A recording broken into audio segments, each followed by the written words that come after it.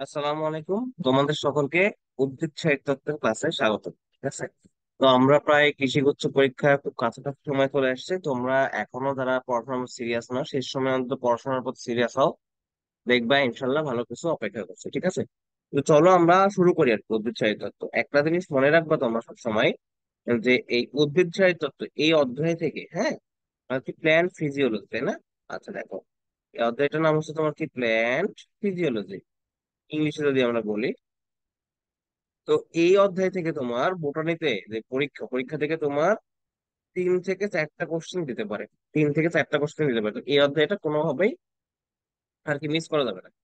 তো চলো আমরা জাস্ট দেখাই দিব কোন করতে হয়, তোমরা পড়বা। সেখান থেকে স্টিফেন হেলস কে বলা হয় এই উদ্ভিদ সাহিত্যের কি জনক। ঠিক আছে, আচ্ছা এখান থেকে তুমি জাস্ট এইটুকুই পড়বা, ঠিক আছে, আর কিছু লাগবে না তোমার। এখন দেখো, উদ্ভিদের অত্যাবশ্যকীয় পুষ্টি উপাদান, এটা কিন্তু খুবই গুরুত্বপূর্ণ একটা টপিক, এবং এটা কিন্তু মেইনলি আমাদের কিন্তু আসে। দেখো এখান থেকে তোমাদের করতে হবে উদ্ভিদের অত্যাবশ্যকীয় পুষ্টি উপাদান 17টা, অর্থাৎ এই অত্যাবশ্যকীয় পুষ্টি উপাদান গুলো ছাড়া উদ্ভিদ কিন্তু চলতে পারে না। ঠিক আছে, আচ্ছা এখন দেখো, এখানে উদ্ভিদ 10 ধরনের ক্যাটায়ন এবং 7 ধরনের অ্যানায়ন আছে। 10 ধরনের কি ক্যাটায়ন এবং 7 ধরনের অ্যানায়ন আছে, এবং আমরা পর্যায়ক্রমে যাবো। এবং এগুলোর মধ্যে উদ্ভিদ বায়ু থেকে, উদ্ভিদ যেগুলো রয়েছে তোমার বায়ু থেকে কি গ্রহণ করে, বায়ু থেকে কোনগুলো গ্রহণ করে? বায়ু থেকে গ্রহণ করে কি কার্বন, তবে কার্বন ডাইঅক্সাইড হিসেবে গ্রহণ করতে পারে, হাইড্রোজেন আছে পানি হিসেবে আসবে বা জলীয় বাষ্প থেকে গ্রহণ করতে পারে, অক্সিজেন তো সব জায়গা থেকে আছে।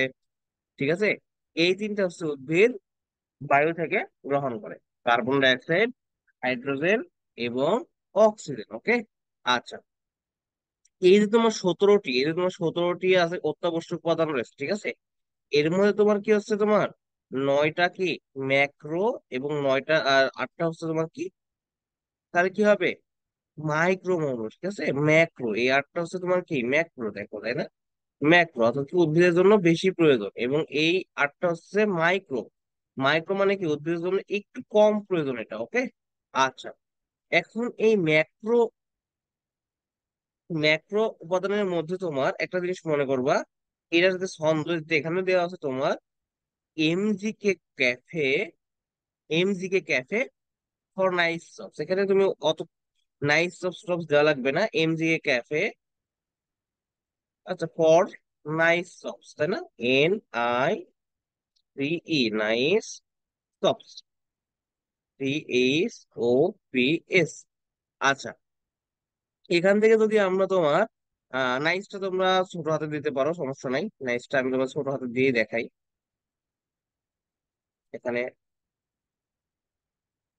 আচ্ছা, তো এখানে আমরা কিভাবে লিখতে পারি, দেখো এমজিএ ক্যাফে ফর কি নাইস সপস। আচ্ছা তাহলে এখানে কি আছে, এটা কি ম্যাগনেসিয়াম, এটা কি পটাশিয়াম, তাই না? এখানে আছে সি তে কি ক্যালসিয়াম, তাই না? আচ্ছা ফরতে কিছু নাই, এনআই তে এন তে কি হবে এখানে, এন তে হবে কি নাইট্রোজেন। আর এই যে দেখো এখানে কি carbon, hydrogen, oxygen, phosphorus, sulphur, এই যে 9টা হচ্ছে তোমার কি ম্যাক্রো, আর বাকিগুলা মাইক্রো। মাইক্রোর মধ্যে কি রয়েছে তোমার, এই যে আয়রন, ম্যাঙ্গানিজ, দস্তা, কপার, নিকেল, মলিবডেনাম, এগুলা এটা মনে রাখবা। এখন উপকারী মৌল, এখান থেকে কিন্তু তোমার খুবই একটা জিনিস আসে মেইনলি, সিলিকন আর সোডিয়াম, এই দুটো কিন্তু মেইনলি। আর সিলিকন কিসের জন্য ম্যাক্রোমৌল? ঘাসের জন্য। তো ঘাসের জন্য ম্যাক্রোমৌল তাহলে টোটাল কয়টা হবে? ঘাসের জন্য ম্যাক্রোমৌল তখন হয়ে যাবে কয়টা, 10টা, কারণ কি 9টা ছিল, এখন সিলিকনটাও আর কি তোমার ম্যাক্রোমৌল হয়ে যায়। এবং সোডিয়াম, সোডিয়াম হচ্ছে কি সি4 এর জন্য কি আর কি উপকারী মৌল। তারপর তোমার কি আয়োডিন কি সামুদ্রিক শৈবালের জন্য, এই তিনটা পড়লেও হবে। আর দেখ এখানে দুইটা জিনিস কি, ম্যাগনেসিয়াম ক্লোরোফিল অণু গঠনের জন্য দায়ী, এবং ফসফরাসের অভাবে উদ্ভিদে পাতা ফল ধরে পড়ে, এই দুটো কিন্তু তোমরা পড়বা। হ্যাঁ, এইটা তোমার সাধারণভাবে দেওয়া থাকে না। এখন উদ্ভিদের খনিজ লবণ পরিশোষণ, তাই না? সবচেয়ে দ্রুত গতিতে শোষণ করে পটাশিয়াম নাইট্রেট, সবচেয়ে দ্রুত গতিতে, এটা মনে রাখবো, পটাশিয়াম নাইট্রেট। আর সবচেয়ে ধীর গতিতে শোষণ করে কোনটা, ক্যালসিয়াম সালফেট, ক্যালসিয়াম সালফেট, এটা মনে রাখলেই হবে। ঠিক আছে, আচ্ছা এখন এইটুকুই তোমার মোটামুটি এই পেজ থেকে। চলো আমরা নেক্সটে চলে যাই এবং দেখি কি কি রয়েছে। দেখো উদ্ভিদ সাহিত্য থেকে তোমার মাটিতে খনিজ লবণ প্রাপ্যতার 2টা মতবাদ আছে। ঠিক আছে, এই মতবাদ জাস্ট নামগুলো জানো, কি কি মতবাদ, carbon die oxide of carbonic acid বিনিময় এবং কন্ট্রাক্ট এক্সচেঞ্জ মতবাদ। এখানে শুধুমাত্র হাইড্রোজেন এবং পটাশিয়াম আয়নের পরস্পর বিনিময় ঘটে। এখানে তোমার কি পটাশিয়াম প্লাস আয়ন কি ভেতরের দিকে ঢুকে, এবং হাইড্রোজেন প্লাস আয়ন তোমার আর কি বের হয়ে যায়। ওকে, আচ্ছা উদ্ভিদ লবণ খনিজ লবণ পরিশোধনের যে প্রক্রিয়াগুলো আছে, এর মধ্যে সক্রিয় পরিশোষণ, সক্রিয় পরিশোষণ ঘটে কি বাইরের শক্তির প্রয়োজন লাগে না, ঠিক আছে। এখানে তোমার কি সক্রিয় পরিশোষণ, আর এখানে এটা হচ্ছে তোমার নিষ্ক্রিয়ভাবে পরিশোষিত হয়, দুই প্রকার। এখন দেখো সক্রিয় পরিশোষণের মধ্যে সবচেয়ে বেশি আসে তোমার কি লুন্ডেগার্ড মতবাদ। লুন্ডেগার্ড মতবাদ একে তোমার সাইটোক্রোম পাম্প মতবাদও বলা হয়। এবং এখানে ডিহাইড্রোজিনেজ এনজাইম খুবই গুরুত্বপূর্ণ এনজাইম হিসেবে ভূমিকা পালন করে। ওকে, এইটা তোমার মোস্ট ইম্পর্টেন্ট একটা জিনিস। এবং এখান থেকে সাইটোক্রোম মতবাদ কোন মতবাদের অপর নাম? লুন্ডেগার্ড মতবাদ। তখন তোমাকে বলতে হবে সাইটোক্রোম পাম্প মতবাদ। আর তোমার কাছে প্রোটন অ্যানায়ন কো ট্রান্সপোর্ট, তাই না? আজকে তড়িৎ রাসায়নিক বৈভব বৈষম্যতা মতবাদ মেইনলি ইংলিশটা দিতে পারে। এটা কি করছে লুন্ডেগার, আর এই তড়িৎ রাসায়নিক বৈভব করছে পিটার মিসেল। এবং এখানে তোমার এটা লাগবে না, তোমার সমস্যা নাই। এরপরে আছে তোমার কি লেসিথিন বাহক ধারণা, ঠিক আছে। এটা কি করছে বেনেট ক্লার্ক। এখানে কি লেসিথিন, কি লেসিথিন এবং ফসফোলিপিড কাজ করবে, স্বাভাবিক বিষয়। দেন আয়ন বাহক মতবাদ, এটা ভিডি হর্নের কাজ করে। তাহলে এই চারটা সক্রিয় পরিশোষণের মধ্যে এই চারটা আছে, এই চারটার নাম এবং তারা কে কে কি করেন। এবং প্রথমটা সাইটোক্রোম পাম্প, এটা তোমাদের মনে রাখতে হবে। এবার আসো তোমার নিষ্ক্রিয় পরিশোষণ মতবাদ। এখানে তোমার তিনটা আছে, একটা ব্যাপন, হ্যাঁ। এখন দেখো আয়ন বিনিময়। এখন দেখো একটা জিনিস মনে করো, আয়ন বিনিময়, এই বিনিময়টা কোথায়? এটা হচ্ছে কি নিষ্ক্রিয়, ঠিক আছে, নিষ্ক্রিয়। কিন্তু এখানে দেখো উপরে আছে কি আয়ন বাহক, এই বাহকটা কি তোমার সক্রিয়, এটা মনে রাখবো। ওকে, এই দুটো উল্টা পাল্টা হয় কিন্তু। ব্যাপন মতবাদ কে করে? Hope and Steven. এটা কি উদ্ভিদ মূল রোমে কোষ রসের উপস্থিতি আয়নের ঘনত্ব মাটির রসের উপস্থিতি আয়নের ঘনত্বের চেয়ে কম থাকায় ব্যাপারের মাধ্যমে, অর্থাৎ কি উদ্ভিদের মধ্যে যখন মনে করো এখানে কম থাকবে এবং বাইরে মাটি এখানে মনে করো অনেক বেশি আয়নের ঘনত্ব থাকবে, তখন কি বাইরে থেকে ভেতরের দিকে যাবে। এটা বলেছে। আর আয়ন বিনিময় এখানে তোমাদের দেখতে হবে, এটা ডেভলিন পান্ডিয়ান সিনহা করেন। এবং এখানে তোমার কোন আয়নের বিনিময়ে কোন আয়নটা যায় আর কি, হ্যাঁ, এইটা তোমাদের দেখতে হবে আর কি। মনে করো এটা একটা যদি ট্রান্সপোর্টার বা চেন থাকে এখানে একটা, বুঝছো? মনে করো এখানে একটা ট্রান্সপোর্টার বা ট্রান্সপোর্টার আছে মনে করো এখানে একটা, ঠিক আছে। তো এখানে তোমার একটা ব্লক, তারপর মনে করো এখানে একটা ব্লক দিছে, আমি মনে করো দুইটাই দেখাই না নর্মালি, ঠিক আছে। এখানে একটা প্রোটিন ট্রান্সপোর্ট করার জন্য বা আয়ন ট্রান্সপোর্ট করার জন্য একটা ট্রান্সপোর্টার আছে। এখন দেখো এখানে তোমার হাইড্রোজেন আয়ন ও হাইড্রোক্সিল আয়নের মধ্যে বিনিময় ঘটে, ঠিক আছে। এখন দেখো এই পাশে তোমার যদি হাইড্রোজেন আয়ন থাকে, এটা যদি কোষের ভেতরে হয়, এটা মনে করো কোষের ভেতরে, কোষের ভেতরে মানে কি ইনার সাইড, ঠিক আছে, কোষের ভিতরে। এটা হচ্ছে তোমার কি কোষের বাইরে, এটা হচ্ছে কি তোমার কি কোষের বাইরে হয়। তবে এখানে তোমার আর কি ইয়া তোমার আর কি এই পাশ থেকে তোমার hydrogen plus ion, H plus যখন আয়ন ধনাত্মক আয়ন যখন তোমার ট্রান্সপোর্টারের এই অংশ দিয়ে এই কোষের বাইরে চলে আসে, তখন কি কোষের ভেতরে কি তোমার হাইড্রোজেন আয়নের মানে কি স্বল্পতা হয়। তখন ঠিক আরেকটা আয়ন তোমার, সেটা হচ্ছে তোমার কি potassium plus ion, k plus ion, ঠিক তোমার এই প্রান্ত দিয়ে এই কোষের ভেতরে চলে আসে, ঠিক আছে। আচ্ছা, আবার ঠিক সেম ভাবে তোমার হাইড্রক্সিল আয়ন যখন তোমার এই ট্রান্সপোর্ট দিয়ে কোষের বাইরে চলে যায়, ঠিক সেম ভাবে তার ঘাটতি পূরণ করার জন্য ক্লোরিন মাইনাস আয়ন তার এই যে ট্রান্সপোর্টারের ভেতরে এইভাবে চলে আসে। ওকে, এই যে একটা বিষয়, এইটাই হচ্ছে তোমার এরকম। এখন দেখো এখানে হাইড্রোজেনের পরিবর্তে পটাশিয়াম সোডিয়াম অ্যামোনিয়ামও ঘটতে পারে, এবং হাইড্রক্সিলিবিনে ক্লোরাইড সালফেট শোষণ করতে মেইনলি তুমি এটা মনে রাখবে, এটা আমাদের যেহেতু আমাদের হাতের ছাড়া বলে দেওয়া আছে, এইটাই পরীক্ষায় দেয়। আর ডোনান সাম্যাবস্থা, এটা কি করে? এফজি ডোনান, এটা কিছু করা লাগবে না তোমাদের। আর ব্যাপক প্রবাহ মানে কি মাস ফ্লো, হ্যাঁ, এটা করে কি হিলম্যান ক্রামেন করে, সমস্যা নাই, ঠিক আছে। এই জিনিসগুলো জানলে হয়ে যাবে। আর এখানে দেখো 1960 সালে লুকসিনাসকি টমেটো গাছ পরীক্ষার আমার দেখতেছেন যে প্রশোধন বাড়লে আয়ন পরিশোষণও বাড়ে, স্বাভাবিক বিষয়। যখন তোমার গাছ থেকে বেশি পরিমাণ পানি চলে যাবে, তখন পানি ঘাটতি হবে, তখন ধর পানি মূলরম দিয়ে শোষণ করবে, তখন তার সাথে আয়নও আসবে। এটা নর্মাল বিষয়। দেখেন সক্রিয় এবং নিষ্ক্রিয় শোষণের মধ্যে পার্থক্য রয়েছে, এটা তোমরা কিন্তু পারো। তো এখানে তোমার একটা জিনিস মনে রাখবা, বিপাকীয় শক্তির প্রয়োজন। যেহেতু এখানে সক্রিয়, আসলে কি এখানে তোমার বিপাক শক্তির প্রয়োজন পড়বে। আর এটা নিষ্ক্রিয়, এর কোনো কাজই নাই, তাই পড়বে না। আর এখানে শ্বসন হারের তো প্রয়োজন পড়তে, এই শ্বসন হার কি বৃদ্ধি পাবে, আর এখানে শ্বসন হার স্বাভাবিক থাকবে, ঠিক আছে। আচ্ছা, তুমি এইটা জাস্ট এমনি একটু নর্মাল দেখে নিবে। তার প্রথম দুইটা কিন্তু সবচেয়ে বেশি ইম্পর্টেন্ট। এন্ড খনিজ লবণ পরিশোষণের প্রভাবক সমূহ, এটা কিন্তু খুবই খুবই খুবই ইম্পর্টেন্ট, দেখবা, ঠিক আছে। আয়নের ঘনত্ব বৃদ্ধি পেলে খনিজ পরিশোষণ বৃদ্ধি পায়, তাপমাত্রা বৃদ্ধি পেলে খনিজ পরিশোষণ বৃদ্ধি পায়। আলো, পত্রন্দ খোলা, পানি পরিবহন, খনিজ পরিবহন বৃদ্ধি পায়। প্রস্তুতের হার বাড়লে খনিজ পরিবহন বৃদ্ধি পায়, ঠিক আছে। এই যে লবণ, আচ্ছা ঠিক আছে। সক্রিয় বিভাজন অঞ্চল ও বৃদ্ধি অঞ্চল খনিজ লবণ পরিশোধন সহায়তা করে। শ্বসনিক বস্তু এটা কমলে খনিজ লবণ পরিশোধন বৃদ্ধি পায়, অক্সিজেন প্রবাহ কমলে খনিজ লবণ পরিশোধন কমে যায়, বাহক অণুর বন্ধনী এগুলো তোমার একই, সবগুলাই কি তোমার এখানে দিয়েছে, ঠিক আছে। এই আলো এটা মনে রাখবা, আলো কি পরোক্ষ প্রভাব ফেলে প্রশোধনে, এটা তোমরা মনে রাখবা, ঠিক আছে, বাকিগুলো সব বাড়ে। আর দেখ ক্যালসিয়াম ম্যাগনেসিয়াম, ক্যালসিয়াম এবং ম্যাগনেসিয়াম আয়নের উপস্থিতিতে পটাশিয়াম আয়নের শোষণকে বাধাগ্রস্ত করতে পারে, এবং ক্যালসিয়াম উপস্থিতি ম্যাগনেসিয়ামের শোষণ বা দুইটাই পড়ে রাখবো, ঠিক আছে, অপশনে পরীক্ষা যেটা দিবা সেটাই আর কি করে নিবো। আচ্ছা, পানি পরিশোধন খনিজ পরিশোধনের মধ্যে তুমি যদি পার্থক্য করো, তাহলে কি এটা তার শোষণ অঙ্গ, এটা মনে রাখবা। আর শোষণ করে কি অণু হিসেবে, এখানে আয়ন হিসেবে, ঠিক আছে। আচ্ছা, এগুলা জাস্ট প্রশ্ন তোমার দিছে, এগুলো তোমরা সলভ করবা, সমস্যা নাই ইনশাল্লাহ। এখন দেখো তোমাদের খনিজ লবণ পরিশোধনের জন্য কোন তথ্য, আচ্ছা ঠিক আছে, তোমার প্রচ্ছেদনের বিষয়টা দিছে দেখো। প্রচ্ছেদনকে বলা হয় কি প্রয়োজনীয় অমঙ্গল অর্থাৎ নেসেসারি ইভিল, এটা বলেছেন কে, বিজ্ঞানী কার্টিস, ঠিক আছে। আচ্ছা, আচ্ছা তোমার এটা লাগবে না, জ্ঞানং পটোমিটার, জ্ঞানং পটোমিটার অনেক সময় দেখে প্রশ্ন দিবে, পটোমিটারের জায়গায় কি দিবে জানো, পটোমিটারের জায়গায় অনেক সময়, যদি এটা কৃষিতে দিবে না, মেডিকেল টাইপের প্রশ্ন পটেটোমিটার, তোমার কনফিউজ করার জন্য, মনে করো আমি এরকম প্রশ্ন দিতে পারি, তুমি হয়তো হুট করে দিয়ে দিলে। এটা দেখো, তারপরে তোমার একটা জিনিস মনে রাখবা, মরুভূমিতে খেজুর গাছের প্রত্যেকদিন 300 থেকে 400 লিটার পানি হারায়, এবং ভুট্টা গাছ প্রতি মৌসুমে 200 থেকে 300 লিটার পানি হারায়।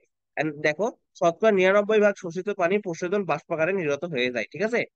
আচ্ছা, এখন আসছে আরো গুরুত্বপূর্ণ জিনিস, আমি যেগুলো লাল কালি দিয়ে দাগাইছি যে পয়েন্ট গুলো, ওই পয়েন্ট গুলাই তোমরা পড়বা। পত্ররন্ধ্রীয় প্রশোধন, সব প্রশোধনের সবচেয়ে বেশিরভাগ এটাই হয়, 95 থেকে 98 ভাগ প্রশোধন, এটা তোমরা দিবা, কারণ এটা আছে তোমার হাসান স্যারের বই, এবং পাতায় প্রশোধনের প্রধান অঙ্গ, ঠিক আছে। আচ্ছা, এখান থেকে একটু করবে। লেন্টিকুলার প্রশোধন লেস দেন 1 ভাগ। আর দেখো কিউটিকুলার প্রশোধন, টোকিও, ইংলিশ বাংলা দুইটাই নাম মনে করতে, শতকরা 2 থেকে 5 ভাগ, এটাই দিবা, 2 থেকে 5 ভাগটাই দিবা। আচ্ছা, লেন্টিকুলার প্রশোধন যেহেতু লেন্টিসেল, ঠিক আছে, লেন্টিসেলের মাধ্যমে হয়। আর লেন্টিসেল পেরিটাম স্তর মানে কি আমাদের যে বাইরের স্তর মানে উদ্ভিদের সেখানে অবস্থান করে, সেই জন্য এটা দিবারাত্র সবসময় প্রশোধন হয়। তাহলে যদি বলে তোমাদের দিবারাত্রি সবসময় প্রশোধন হয় কোনটার মাধ্যমে, লেন্টিকুলার প্রশোধন। কিউটিকুলার প্রশোধন হচ্ছে তোমার, এটা তোমার কি কিউটিকল, মরুত উদ্ভিদে কিউটিকুলার প্রশোধন কম হয়, কারণ কি ওখানে কিউটিকল বেশি থাকে, ওইভাবে কিউটিকল থেকে ওইভাবে প্রশোধন হতে পারে না, তারা কি। আর দেখো এইটুকু জানলেই তোমাদের হবে, পার্সেন্ট গুলো জানবা। আর প্রসাধনের অপকারিতা তোমরা দেখো, প্রসাধনের কারণে শোষিত পানি অপচয় হয়, অনেক সময় প্রসাধন বেশি হয়, তখন কি পানি যদি মানে উদ্ভিদের শরীরে ঘাটতি পড়ে, তখন কি উইল্টিং ঘটায়, কি নেতিয়ে পড়ে গাছটা। আর এটা হচ্ছে কি উদ্ভিদ শক্তির অবস্থা, এটা তোমাদের খুব বেশি লাগবে না, উইল্টিং এইটা মনে রাখো, উইল্টিং, ঠিক আছে, বাকিগুলা বাদ দাও।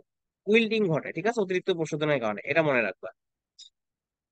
এই যে তোমাদের যে পার্থক্য দেওয়া আছে, এটা তোমরা দিবা, এই যে এটা এটা তোমরা দিবা, এই পার্থক্য তোমাদের মেইনলি আসে, ঠিক আছে, এখান থেকে প্রশ্ন নেয়। পত্ররন্ধ্র রয়েছে, পত্ররন্ধ্র অনেক বিষয় থাকে। হুম, পত্ররন্ধ্র অনেক বিষয় থাকে দেখো। পত্ররন্ধ্র তোমার কি কি, প্রচ্ছেদন, সালোক সংশ্লেষণ, শ্বসন, এই 3টা প্রক্রিয়া পত্ররন্ধ্র নির্ণয় করে। প্রজাতির উপর নির্ভর করে প্রতি বর্গ সেন্টিমিটার, নট মিটার, প্রতি বর্গ সেন্টিমিটার 10,000 থেকে 60,000 পর্যন্ত পত্ররন্ধ্র থাকতে পারে। দেখো তারপরে অধিকাংশ উদ্ভিদের পত্ররন্ধ্র পূর্ণ খোলা থাকে কখন? সকাল 10টা থেকে 11টা, যখন বেশি রোদ থাকে, বিকেল 2টা থেকে 3টা, যখন মোটামুটি রোদ দিন থাকে, এই সময়টাই। দিনের অন্যান্য সময় আংশিক খোলা থাকে। পত্ররন্ধ্র বন্ধ হওয়া শুরু হয় বিকেল কয়টায়, 4টায়। রাতের বেলা যে পাথরকুচি, রাতের বেলায় পত্ররন্ধ্র বন্ধ থাকে। হ্যাঁ, কিন্তু ব্যতিক্রম পাথরকুচি, কারণ কি পাথরকুচিতে কি হয়, রাতে কি হয়, রাতে খোলা থাকে, খোলা থাকে, পত্ররন্ধ্র খোলা থাকে, ঠিক আছে, এটা মনে রাখবা। আচ্ছা, প্রচন্ড খোলা এবং বন্ধ হওয়ার ইন্টারনেটকে রক্ষী কোষ, এই রক্ষী কোষ তোমরা পড়ো নাই, তোমরা কিন্তু পড়ছো, ঠিক আছে, তোমরা কিন্তু পড়ছো, দেখবা এই যে তোমার রক্ষী কোষ এবং এই দুই পাশে সাবসিডিয়ারি কোষ থাকে, এগুলোকে বলা হচ্ছে রক্ষী কোষ, ঠিক আছে। আচ্ছা, ব্লু লাইট পত্রান্ত খোলা ত্বরান্বিত করে কি, নীল কালারের আলো পত্রান্ত খোলা ত্বরান্বিত করে, নীল আলো, ঠিক আছে। আচ্ছা দেখো, আর পত্রান্তের খোলাতে স্টার্চের ভূমিকা নাই, ঠিক আছে, এইটুকু তোমরা দেখবা, এই পয়েন্টটা তোমার দেখা লাগবে না, ওকে। আর পত্রান্তের গঠন বলছে এখানে, পত্ররন্ধ্রের ছিদ্র যেটা থাকে সেটা লেন্স আছে, যেটা দেখবে জাস্ট। আচ্ছা, এটা দেখো, পত্ররন্ধ্রের নিচে একটি বায়ু পূর্ণ অবস্থান থাকে, সেটাকে বলা হয় কি সাব স্টোমাটাল কুঠুরি বা শ্বাসকুঠির বা পত্ররন্ধ্রের গহ্বর, ঠিক আছে। এটা দেখবা, রক্ষী কোষের চারপাশে কি সাবসিডিয়ারি সেল বা সহকারী কোষ থাকে, এগুলাকে পত্ররন্ধ্র কমপ্লেক্স, শসা কুমড়া কিছু অর্কিড সহকারী কোষ থাকে না, ঠিক আছে। আচ্ছা, এটুকু দেখলে হবে এখান থেকে। পত্রান্তের কাজ, কাজ কি? যেহেতু সে শ্বসন এবং শাসন করে, তাই গ্যাসীয় বিনিময় করে। যেহেতু এখানে তোমার কি রক্ষী কোষ যে থাকে, সেখানে ক্লোরোপ্লাস্ট থাকে, সেখানে পত্রান্তকে নিয়ন্ত্রণ করে। লুকায়িত পত্রান্ত প্রশোধনের হার হ্রাস করে, এটা মনে রাখবা। লুকায়িত পত্রান্ত প্রশোধনের হার কি হ্রাস করে, ঠিক আছে। আচ্ছা, স্ট্রোমা এন্ড স্ট্রোমাটার পার্থক্য তোমাদের এটা লাগবে না, এখান থেকে পড়া লাগবে না, ঠিক আছে, এটা লাগবে না, সমস্যা নেই। পত্রান্ত খোলা বন্ধর মতবাদ গুলা, এর মধ্যে তোমার একটা জিনিস মনে রাখবা, যে এই ব্যাখ্যাগুলো এবং কি কি বলছে মনে রাখবা। এর মধ্যে তোমার বিজ্ঞানী তোমার যে সায়েরির মতবাদ, এস ইমামুরা মতবাদ, এটা সবচেয়ে বেশি এরকম আধুনিক প্রোটন মতবাদ দেখা যায়। এখানে কি পত্ররন্ধ্র বন্ধ এবং ফলের ক্ষেত্রে পটাশিয়াম আয়নকে দায়ী করা হয়েছে। উদ্ভিদে পানির অভাব দিলে অ্যাবিসিক অ্যাসিড নিঃসৃত হয়, এর প্রভাবে পটাশিয়াম আয়ন বের হয়ে যায়, পত্ররন্ধ্র বন্ধ হয়ে যায়, তার কি পানির অভাব দেখা দেওয়া যাবে না। আর স্টার্চ গ্লুকোজ পরস্পর মতবাদ রূপান্তর, এখানে কি পিএইচ 5 থেকে 6 গেলে প্রথমে সিডটা খুলে যায়, এবং 6 থেকে 5 আসলে পিএইচ বন্ধ, তোমার কি পত্ররন্ধ্র বন্ধ হয়ে যায়। এবং শ্বেতসার ও চিনি আন্তঃপরিবর্তন কোষের পিএইচ জন্য ঘটে, পিএইচ বেড়ে 7 হলে প্রশ্ন খন্ডে, 5 হলে কি প্রশ্ন কম হয়। আর লয়ের মতবাদ, এস ভন মলের মতবাদ তোমরা জাস্ট একটি দেখবা নরমাল, ঠিক আছে। আচ্ছা, এটা দেখবা। প্রোটন প্রবাহ মত হচ্ছে রক্ষী কোষে নীল আলো পড়লে, আমরা জানি কি নীল আলো কি ব্লু লাইট কি পত্ররন্ধ্র খোলা ত্বরান্বিত করে। রক্ষী কোষে কার্বন ডাই অক্সাইডের পরিমাণ কমে যায়, হ্যাঁ কমে গেল। এবং রক্ষী কোষে এইচ প্লাস আয়ন বের হয়ে গেলে পত্ররন্ধ্র খুলে যায়, বিভেদ হয়ে পত্ররন্ধ্র বন্ধ হয়ে যায়। রক্ষী কোষে স্ফীতি অবস্থা কি, এইটা কিন্তু খুবই, রক্ষী কোষ স্ফীত অবস্থার প্রভাব করবে আলো, তাপমাত্রা এবং চলে আসে। এই তিনটা কিন্তু মুখস্থ করবা। প্রশোধনের প্রভাব গুলা আমি তোমাদের আর দেখাবো না, জাস্ট তোমরা নিজেরা এটা দেখবা। ব্যাপক প্রভাব, এটা কিন্তু মাস্ট ইম্পর্টেন্ট, এগুলো কিন্তু তোমাদের বুঝতে হবে, এগুলো বুঝে বুঝে পড়লে কিছুই না, ঠিক আছে, পড়তে হবে। আর দেখো সূর্যালোককে, আচ্ছা এগুলা তোমরা, এটাও তোমরা নিজেরাই বুঝতে পারবা, ঠিক আছে। পত্রাণু খুলে যেসব কারণে রক্ষী কোষের স্ফীতিতে, অর্থাৎ কি যখন মনে করো এটা আমি নর্মাল দেখালাম, মনে করো এটা রক্ষী কোষ, ঠিক আছে। আচ্ছা একটা রক্ষী কোষই দেখালাম, মনে করো এটা একটা পুরাটা রক্ষী কোষ, এর মধ্যে যখন পানি ভিতরে ঢুকবে তখন কি এটা বেশি ফুলে ফেপে যাবে, তাই না? তখন কি হবে, তখন দেখা যাবে কি পত্রান্ন সম্পূর্ণ খোলা, খোলা। কিন্তু যখন মনে করো রক্ষী কোষের বহিঃ অবস্থান ঘটে, এর ভেতরে যেগুলো ছিল সেগুলো তোমার বের হয়ে গেল, তখন রক্ষী কোষ তখন এটা কি ছোট হয়ে গেল, তখন কি মনে হবে কি এটা, এটা কি বন্ধ, এই জন্য বলছে। আবার দেখো অন্তঃবিশ্বরণ চাপ বেড়ে গেলে, ঠিক আছে, কার্বন ডাই অক্সাইডের পরিমাণ কমে গেলে, হ্যাঁ কার্বন ডাই অক্সাইড যখন কমে যাবে, আর রক্ষী কোষ নীল আলো পড়লে কি করবে, আর রক্ষী কোষে পটাশিয়াম প্লাস প্রবেশ করলে এবং হাইড্রোজেন প্লাস বের হয়ে গেলে অনুপ্রবাহ বিপরীত প্রক্রিয়ায় পত্ররন্ধ্র কি বন্ধ হয়ে যায়, এটা কিন্তু আমরা নর্মালি বুঝতেই পারো। পছন্দ বন্ধ হয় যেসব কারণে, এগুলো দেখা আছে এখানে তোমাদের, জাস্ট নর্মালি তোমরা পড়ে নিবা একই গুরুত্ব থাকবা। এই যে এখানে কয়েকটা শব্দ প্রয়োজনীয় আছে, এগুলো সংজ্ঞা, যেগুলো তোমার সংজ্ঞাগুলো পড়ে নিবা। এখন এখান থেকে তোমার কি ব্যাপনের সংজ্ঞাটা বেশি ভালো মতো করে পড়বা। প্লাজমোলাইসিস মানে কি, যখন বহিঃ বিস্ফোরণ ঘটে এবং কি তোমার যখন প্রকৃত সংঘর্ষটা পত্র অন্য যখন বন্ধ দেখায়। আর টার্জিটি মানে কি রসস্ফীতি, এটা দিবে অন্তঃবিস্ফোরণ, বহিঃশ্রবণের ফলে কি হচ্ছে প্লাজমোলাইসিস, অন্তঃবিস্ফোরণের ফলে কি হচ্ছে টার্জিডিটি বা এরকম হচ্ছে। আর টার্গার প্রেসার, টার্জিটির ফলে যে চাপ সৃষ্টি হয় সেটা হচ্ছে টার্গার প্রেসার। ইমবাইবিশন মোস্ট ইম্পর্টেন্ট এখানকার, এর কোথায় কোথায় হয় এটাকে, পানি, এগুলো কি পানি শোষণ করে স্ফীত হয়, মোটা হয়, যেমন কি আঠা, সেলুলোজ, স্টার্চ, নট, কিন্তু এখানে কি গাম নাই, ঠিক আছে, গাম বা আঠা আছে, গাম আছে। এবার অন্য কোনো কিছু দিলে এখান থেকে কিন্তু হবে না। বাষ্পীভবন, এটা জাস্ট নর্মাল প্রক্রিয়া তোমাদের লাগবে, ঠিক আছে, এগুলো জাস্ট দেখে নিবে, ঠিক আছে। ঠিক অত্যন্ত পশুধন সম্পর্কে হয়তো শেষ, এখন আমরা আলোক বিশ্লেষণ, গুরুত্বপূর্ণ একটা টপিক, সবচেয়ে নয়, ঠিক আছে। তোমার সবচেয়ে বেশি গুরুত্বপূর্ণ হচ্ছে অশ্বগন্ধ, ঠিক আছে, এবং খনিজ লবণ পরিশোষণ। এখন দেখো কার্বন ডাই অক্সাইড ব্যবহার থেকে পানি ব্যবহার করে বিদ্যুৎ থেকে আয়ন তৈরি করা হয়। মূলত উৎপাদন সব কি করা হয়? আর তাদের থেকে এই যে জিনিসগুলো, নামকরণ লাগবে না, এইগুলা কিছুই লাগবে না তোমার। তোমার ভালো ফসলের পূর্বে এইটা লাগবে তোমার, যে ক্লোরোপ্লাস্ট তারা কি sulphur, graphite, ভিটিফাইট, ইমেজটার, এনজিওস্টাইল, sulphur, phosphatic pigment, এটা হচ্ছে কিন্তু সায়ানোব্যাকটেরিয়া। সায়ানোব্যাকটেরিয়া কি কি মানে কি ফুল গ্রিন অ্যালগি, এন্ড ফুলটা ফুলের মাধ্যমে কি করে গলিত শৈবাল এবং বাদামি শৈবাল, এই তো জিনিস মনে রাখবে। আর সালফার উদ্ভিদের ক্লোরোপ্লাস্ট বীজ থেকে দেখো, সূর্যবংশী ক্লোরোপ্লাস্ট থেকে আমরা জানি। আহ পাতার মেসোফিল এগুলা পাতার মেসোফিল মেসোফিল কোথায় বলতে মেলিসেন্ড্রিয়াম যাবে, সবচেয়ে বেশি ইম্পর্টেন্ট। সবুজ শৈবাল, ডিপসিয়া, মার্কান্টা, কিন্তু থ্যালাইড প্রাইমাইডের প্রায় সব প্রায় সব উদ্ভিদের মধ্যে উদ্ভিদকাণ্ড পাতায় কোনটা থাকে, আর সবচেয়ে বেশি কোনটা থাকে কি পাতায়, ঠিক আছে। সালোকসংশ্লেষী অঙ্গসমূহ পাতার সবুজ অংশ, এটাই প্রধান। উচ্চ শ্রেণীর উদ্ভিদের সালোকসংশ্লেষণের প্রধান অঙ্গই হলো সবুজ পাতা, প্রধান অঙ্গ সবুজ পাতা, এটা মাথায় রাখবা, ঠিক আছে। তাছাড়া এগুলো জাস্ট একটু রিডিং দিয়ে নিচের গুলো, ঠিক আছে, ওইটাই মেইনলি মনে রাখলে তোমাদের হবে। আচ্ছা, বিক্রিয়াতে দেশে দেখো এখানে এই যে মেইনলি এখানে যে অক্সিজেন রয়েছে তোমার, এই বিক্রিয়ায় যে তোমার এই এই পাশে কি প্রোডাক্ট হিসেবে অক্সিজেন হয়েছে, এই অক্সিজেনের প্রধান উৎস হচ্ছে পানি। অক্সিজেনের যে প্রধান উৎস, এই অক্সিজেনের প্রধান উৎস কোনটা? পানি। পানি এখান থেকে কোথা থেকে আসছে? অক্সিজেন থেকে আসছে, ওকে। আচ্ছা, দেখো এখানে তোমার এখানে অনেক কিছু দেওয়া আছে মোটামুটি। এখানে জাস্ট একটা জিনিস পড়বা, পাইরোতে সবচেয়ে শক্তিশালী অ্যান্টি অক্সিডেন্ট হলো অক্সিডেন্ট হলো কি P68 680 প্লাস নানোমিটারের কি ফোটন আর কি যেটা বলে, ঠিক আছে। আচ্ছা, আর এখানে তোমার দেখবে বায়ুমণ্ডলে তোমার কার্বন ডাই অক্সাইড থাকে 0.035%, ঠিক আছে। আর একটু মনে রাখবা 20% কি থাকে, 20% কি থাকে, অক্সিজেন থাকে। এটা তুমি তো জানো। এটা কিন্তু খুবই ইম্পর্টেন্ট, এখান থেকে খুবই ইম্পর্টেন্ট থাকে প্রধান অঙ্গ, তাই না? অর্থাৎ অঙ্গাণু মানে কোন জায়গাতে ঘটে, ক্লোরোপ্লাস্টের মাধ্যমে ঘটে, এবং ক্লোরোপ্লাস্টের স্থান কি? ক্লোরোপ্লাস্ট থ্যালাকয়েড, থ্যালাকয়েড খুবই ঠিক আছে। আচ্ছা, এইটা খুবই ইম্পর্টেন্ট। যখন কোনো আলো আমাদের পাতাতে পতিত হয়, তার মধ্যে কত ক্লোরোপ্লাস্ট হচ্ছে, আরো পাচ্ছে ভাই, ভাই আমরা হাই। আচ্ছা, এটাও মনে করো আলোর কার্যকর বর্ণনা, আর শোষণ বর্ণনা এরকম গেল। কার্যকরী বলতে তোমার কি মোট সৌর রশ্মির মান 0.3 থেকে 3.5% প্রোফিল অন্যান্য পদার্থ ব্যবহৃত হয়, এবং গাছে পাতা সৌরশক্তির মোট 1 থেকে 2% গাছ শাসন ব্যবহৃত হয়, বাকিগুলাই কিন্তু তাদের লাগে না, ঠিক আছে।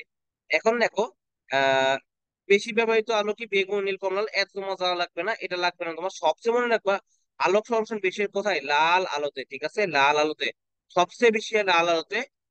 লাল আলোতে, ঠিক আছে। এবং এটা কত তোমার? সম্ভবত 768 ন্যানোমিটার, ঠিক আছে। আমার ভুল হলে তোমার সংশোধন করে দিও, 768 অথবা 765 এই দুটার মধ্যেই হবে ইনশাল্লাহ, ঠিক আছে। আচ্ছা, এটা আমরা নেক্সট দেখি দেওয়া আছে কিনা। সবচেয়ে বেশি কোন আলোতে হয়? সম্ভবত 765 হবে। দেখো, রঞ্জক পদার্থ, হ্যাঁ ক্লোরোফিল আমাদের রঞ্জক পদার্থ, প্রধান রঞ্জক পদার্থের মধ্যে রয়েছে কি তোমার? আচ্ছা, এরা মনে রাখবো যে থাইলাকয়েড অনেক বেশি ক্লোরোফিল থাকে, সেজন্য হয়। এখান থেকে আর কিছু লাগবে না। ক্লোরোফিল দুই ধরনের, একটা ক্লোরোফিল এ এবং ক্লোরোফিল বি। ক্লোরোফিল এ হচ্ছে কি হলদে সবুজ, এটা মনে রাখতে হবে।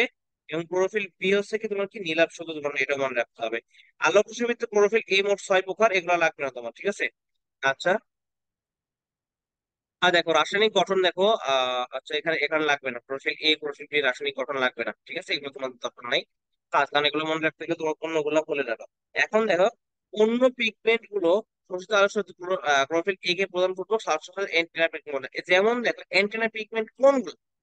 এই যে তোমার ক্যারোটিন, xanthophyll, এইগুলো হচ্ছে তোমার কি করে? এগুলো হচ্ছে তোমার কি যে আলো শক্তি শোষণ করে, সারা কি করে? এই ক্লোরোফিল এ কে দান করে, ঠিক আছে।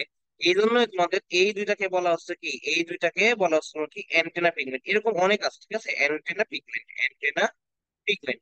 শুধু এর সাথে কি আর কি, শুধু এটা না, তোমার কি ক্লোরোফিল এ কেও এরা কি করে, এর সাথে মনে করো ক্লোরোফিল যদি এও থাকে, সেটা তোমার অ্যান্টেনা পিগমেন্ট হিসেবে কাজ করে, কারণ সে ক্লোরোফিল এ কে দান করে। এখন দেখো এখান থেকে জাস্ট একটা জিনিস মনে রাখবা, ক্যারোটিন এর দেখতে কি কতে ক্যারোটিন কতে কমলা, ঠিক আছে, কমলা বর্ণের, ঠিক আছে, এবং এর সংকেতটা মনে রাখবে, ঠিক আছে। এবং এটা যে একটা অসম্পৃক্ত হাইড্রোকার্বন, এটুকু জাস্ট মনে রাখবে, ঠিক আছে। আর আর কিছু লাগবে না। এবং জ্যান্থোফিল, এটা হচ্ছে তোমার কি হলুদ, এটা তো এমনি তোমার হলুদ বর্ণের হয়ে থাকে, এবং এর সংকেত, এবং দেখো সবুজ লিউট্রিন, টমেটোতে লাইকোজেনসিন, গ্লুটাস, জিয়াজেনসিন, জ্যান্থোফিল পাওয়া যায়, এইটুকু জাস্ট বললেই হবে, ঠিক আছে। আচ্ছা, এই কাজগুলো তো তোমরা জানোই, সহায়তা করা। সাইকোবিলিন্স আছে, এটা কিন্তু খুবই ইম্পর্টেন্ট, আমাদের পরীক্ষায় দিয়েছিল, যে শুধু নীলাভ সবুজ ও রোহিত শৈবালে আর কি স্প্যারামাম এন্ড পলিসাইফানিয়াতে পাওয়া যায়, ঠিক আছে। সাইকোবিলিন্স সব ধরনের লোহিত শৈবাল যেগুলোতে পাওয়া যায়। এখন আমরা দেখো ফাইকোবিলিন্স কিভাবে কয় প্রকার? ফাইকোবিলিন্স ফাইকো এরিথ্রিন, ফাইকোসায়ানিন। এরিথ্রিন এটা কি এরিথ্রোসাইটের মতো না, লাল বর্ণের। সায়ানিন এটা কি নীল বর্ণ, ঠিক আছে। এই সংকেতগুলো মনে রাখবা। ঠিক আছে, এই দুটো মনে রাখলে তোমাদের হবে, আপাতত কিছু লাগবে না। ফটো সিস্টেম তোমরা পড়ছো, ফটো সিস্টেম দুইটা থাকে, একটা ফটো সিস্টেম ওয়ান এবং সিস্টেম টু, তাই না? আর মনে রাখবে প্রতিটি গ্রামে 200টি ফটো সিস্টেম আছে। আচ্ছা এটা মনে রাখবো, সায়ানোব্যাকটেরিয়াতে 3 বিলিয়ন বছর আগে ফটো সিস্টেম টু সৃষ্টি হয়। ফটো সিস্টেমের কয়টা অংশ থাকে? 3টা অংশ। এখন কি আলোক শোষণ অংশ, একটা শোষণ করে, একটা বিক্রিয়া করে, আর একটা হচ্ছে ইলেকট্রন ট্রান্সপোর্টের মাধ্যমে কি শক্তি উৎপন্ন করে, ঠিক আছে? আর এই যে আলোক ফটো সিস্টেম ওয়ান এবং ফটো সিস্টেম টু, এখানে মনে রাখবা ফটো সিস্টেম ওয়ানে ক্লোরোফিল P 700 থাকে, ঠিক আছে? এবং ফটো সিস্টেম টু তে ক্লোরোফিল আছে তোমার কি P 680 থাকে। এইটুকু জাস্ট পড়লে তোমার এখান থেকে হয়ে যাবে, ঠিক আছে? আচ্ছা, বিক্রিয়া কেন্দ্র এটা কি অর্থাৎ থাইলাকয়েডের বাইরের অবস্থায় না পড়লে সমস্যা নাই। এইটা কিন্তু তোমার খুবই ইম্পর্টেন্ট, ইলেকট্রন ট্রান্সপোর্ট চেইনে কি কি থাকে এর মধ্যে মনে রাখবা প্লাস্টোসায়ানিন, এটা মনে রাখতে হবে তোমার, ঠিক আছে? আচ্ছা, এবং প্লাস্টোকুইনোন এখান থেকে মনে রাখতে হবে যে সবচেয়ে বেশি। থিওফাইটিন কি, এটা রূপান্তরিত ক্লোরোফিল এ অণু। প্লাস্টোকুইনোন অতি ছোট চলনশীল লিপিড, যা থাইলাকয়েড মেমব্রেনে মুক্ত চলাচল করে। প্লাস্টোসায়ানিন যদি দেখো, চলনশীল অত্যন্ত ক্ষুদ্র মেমব্রেন প্রোটিন। তাহলে একটা হচ্ছে কি চলনশীল, কি চলনশীল লিপিড, আর একটা হচ্ছে চলনশীল কি প্রোটিন। তাহলে প্লাস্টোকুইনোন এখান থেকে একটা তোমার ছন্দ তোমরা মনে রাখতে পারো, সেটা হচ্ছে কি কুলি। কুলি মনে রাখতো না? কুলি দেখে না, কুলি তো জানো তোমরা কি, যারা দেখো মাথায় করে বিভিন্ন জিনিস পৌঁছায় দেয়, কুলি। তাহলে এটা কি তোমার কতে কি কুইনন, কতে কি কুইনন, আর কি প্লাস্টোকুইনন, আর লতে কি লিপিড। তাহলে প্লাস্টোকুইননে কি হয়, লিপিড চলাচল করে। আর তাহলে প্লাস সায়ানিন এর জানা লাগবে না, মেমব্রেন প্রোটিন অপরটা। আচ্ছা, সাইটোক্রোম মানে কি? এটা লৌহ গঠিত হিম গ্রুপ বিশিষ্ট পারবা। ফেরিডক্সিন এটা হচ্ছে কি আয়রন সালফার প্রোটিন, হ্যাঁ। আচ্ছা, এবং এনএডিপি রিডাক্টাস এটা একটা কোএনজাইম, এটা ফ্ল্যাভিন গ্রুপ ইলেকট্রন এটা লাগবে, ঠিক আছে? মেইনলি তোমার থিওফাইটিন, প্লাস্টোকুইনন, সাইটোক্রোম সবগুলাই লাগবে মেইনলি, তোমরা কিছুই বাদ দেওয়া যাবে না, করবা। ফটোসিনথেটিক ইউনিট এখানে তোমার খুব বেশি কিছু লাগবে না, ফটো অ্যাক্টিভেশন এগুলো লাগবে না তোমার, এগুলো পড়া লাগবে না তোমাদের, আমি বাদ দিয়ে দিচ্ছি। Photo system one, photo system two এর মধ্যে পার্থক্য পড়বা, এখানে জাস্ট এটা পড়বা আর এটা পড়বে, এটা কিন্তু খুবই গুরুত্বপূর্ণ, এটাও গুরুত্বপূর্ণ। আচ্ছা, তারপরে তোমার এগুলো তো তোমরা জানো, ক্লোরোফিল A 700 থেকে 680 থেকে। আচ্ছা, এইটাও পড়বা তোমরা, ঠিক আছে? আচ্ছা, এই 3টা পয়েন্ট তোমরা পড়বা তাহলে হবে। আলোক নির্ভর পর্দা এবং আলোক নিরপেক্ষ পর্দা। আলোক নির্ভর মানে কি, আলোক নির্ভর মানে কি, এখানে কি আলোক নির্ভর মানে কি প্রয়োজন হয়, ঠিক আছে? আলোর কি হয়, আলোর প্রয়োজন হয়। এটা কোন না, আলোক নির্ভর পর্দা হচ্ছে ক্লোরোপ্লাস্টের থাইলাকয়েড মেমব্রেনে গঠিত হয়, এবং আলোক নিরপেক্ষ এটা ক্লোরোপ্লাস্টের স্ট্রোমাতে হয়, ঠিক আছে? এটা মনে রাখবে, এদের উল্টা পাল্টা, এটা কিন্তু খুবই ইম্পর্টেন্ট, ঠিক আছে? আচ্ছা, আলোক নির্ভর পর্যায়ের এবং আলোক নির্ভর পর্যায়ের যে বিষয়গুলো আছে এখান থেকে তোমার মাস্ট মানে এটা তোমার জানা উচিত, ঠিক আছে? আলোক নির্ভর প্রক্রিয়া কি হয় দেখো, সালোকসংশ্লেষণ প্রক্রিয়ার মাধ্যমে আলোক শক্তি রাসায়নিক শক্তিতে পরিণত হয় কি ATP NADH plus H plus সঞ্চারিত হয়ে, এবং এখানে তোমার কি এটিপি এবং এনএডিপিএইচ আত্তীকরণ শক্তি এগুলো তৈরি হয়, ওকে? আচ্ছা, ফটোফসফোরাইলেশন কাকে বলে এই সংজ্ঞাটা পড়বা। আর এটিপি কি কি বলা হয়, বায়োলজিক্যাল কয়েন, এনার্জি কয়েন বা জৈব মুদ্রা বলা হয়, বা শক্তি মুদ্রা বলা হয়, হ্যাঁ। আচ্ছা, এখানে আরেকটু লাগবে না, ফটো ফসফোরাইলেশন প্রকার, অসক্রিয় ফটো ফসফোরাইলেশন এটা পড়তে হবে, যে ডিসক্রিমিনার পড়ছে, এবং এখানে কি তৈরি হয়, একটি এটিপি একটি এনএডিপিএইচ প্লাস এইচ প্লাস। এর পরবর্তী দেখো সক্রিয় ফসফোরাইলেশন আছে, ঠিক আছে? এখানে কি তৈরি হয়, শুধু একটি এটিপি নট এনএডিপিএইচ প্লাস। এটা আদি ব্যাকটেরিয়াতে সব, মানে যেগুলো আদি, যেগুলোতে আদি, আদি প্রসেস বা আদি প্রাণী যেগুলো, সেগুলোতে তোমার কি আদি আর কি প্রাণ যেগুলো, সেগুলো তোমার কি সক্রিয় ঘটে, যেমন কি সায়ানোব্যাকটেরিয়া, সবুজ ছত্রাক এগুলোতে ঘটে, ঠিক আছে? সক্রিয় এবং অসক্রিয় পার্থক্য এটাও মাস্ট করতেই হবে তোমাকে। স্পেশাল উৎক্ষিপ্ত ইলেকট্রন, এটা কি অসক্রিয়। ফটোসিস্টেম টু হতে উৎক্ষেপণ পুনরায় ফটোসিস্টেম ফিরে আসে না, এই জন্য সেটা কি অসক্রিয়। আর ফটোসিস্টেম ওয়ান হতে উৎক্ষেপিত ইলেকট্রন মাধ্যমে বিরুদ্ধে পুনরায় ফটোসিস্টেম ওয়ানে ফিরে আসে, ঠিক আছে? ফটোসিস্টেম অসক্রিয়তে কি করে, ফটোসিস্টেম ওয়ান ফটোসিস্টেম দুইটাই অংশগ্রহণ করে, এখানে ফটোসিস্টেম কেবল ওয়ান অংশগ্রহণ করে। যেহেতু এখানে কোনো ইলেকট্রন ফিরে আসেন, তাই কি পানির প্রয়োজন হয়, কারণ কি ইলেকট্রন গ্রহণ করতে পানি লাগবে। আর এখানে যেহেতু পানি আগে ফিরে আসে, আর কিন্তু পানি এখান থেকে দরকার হয় না, কারণ কি পানির থেকে ইলেকট্রন উৎপন্ন হবে, অক্সিজেন। আচ্ছা, তোমার এখানে এনএডিপি লাগবে, আলোর তরঙ্গ দৈর্ঘ্য, এটা তোমার সমস্যা নেই, এগুলো সবগুলাই তোমরা পড়তে হবে, ঠিক আছে? সবগুলাই পড়বা, ঠিক আছে? এগুলো তোমাদের বিক্রিয়া এগুলো কিছু লাগবে না, এগুলো বাদ, তোমাদের এত ভাবা লাগবে না। তাই কি তৈরি হচ্ছে না তৈরি হচ্ছে, কারণ এখনো সেই সময়টা নাই। এবং আলোক নিরপেক্ষ পর্যায় বা তোমার কি আত্তীকরণ পর্যায়, ঠিক আছে? আলোক নিরপেক্ষ পর্যায় থেকে কার্বোহাইড্রেট তৈরি বা কার্বন বিজারণ কত বলতে হয়, এখানে সি চক্র, C4 চক্র, সিএম প্রক্রিয়া, এই তিনটার মাধ্যমে সব হয়। ক্যালভিন চক্র most important, most important topic. এখানে মনে রাখবা ক্যালভিন চক্রের বিষয়গুলো, যে ক্যালভিন ও তার সহযোগিতা ক্লোরেলা নামক শৈবালের উপর গবেষণা করে তেজস্ক্রিয় কোন পদ্ধতি, তেজস্ক্রিয় কার্বন পদ্ধতি ব্যবহার করে সন্ধানী পদ্ধতি তেজস্ক্রিয় কার্বন ব্যবহার করে এই গতিপথ আবিষ্কার করেন 1961 সালে। এইটা মনে রাখতে হবে, 1 নম্বর পয়েন্ট ফুল মুখস্থ। তিনটা যে গোল গোল করে দাগাই দিলাম, এগুলো তো মুখস্থ রাখতেই হবে। এখানে পৃথিবীতে সবচেয়ে গুরুত্বপূর্ণ এনজাইম কোনটা? রুবিস্কোপ। অনেক বেশি ইম্পর্টেন্ট। এই রুবিস্কোপ করা হচ্ছে রাইবোলোজ বিসফসফেট কার্বক্সিলেজ বা অক্সিজেনেজ এনজাইমের অ্যাক্রোনিম। এটি বান্ডল শীট কোষে থাকলে মেসোফিল কোষে থাকে না। খুবই মারাত্মক ইম্পর্টেন্ট, সবচেয়ে গুরুত্বপূর্ণ এনজাইম। কেলভিন চক্রে কার্বন ডাই অক্সাইড গ্রুপ, এটা কি এই হলো কি আর ইউবি মানে কি রুবিস্কো এনজাইম, ঠিক আছে। এই জন্য কি কার্বন ডাই অক্সাইড গ্রহণ করে এগুলো বিসফসফেটের সাথে যুক্ত হয়, ঠিক আছে, এবং অস্থায়ী কিটো অ্যাসিড তৈরি করে। রুবিস্কো এনজাইমের সহায়তায় পৃথিবীতে প্রতি বছর 100 বিলিয়ন টন কার্বোহাইড্রেট রূপান্তরিত হয়েছে।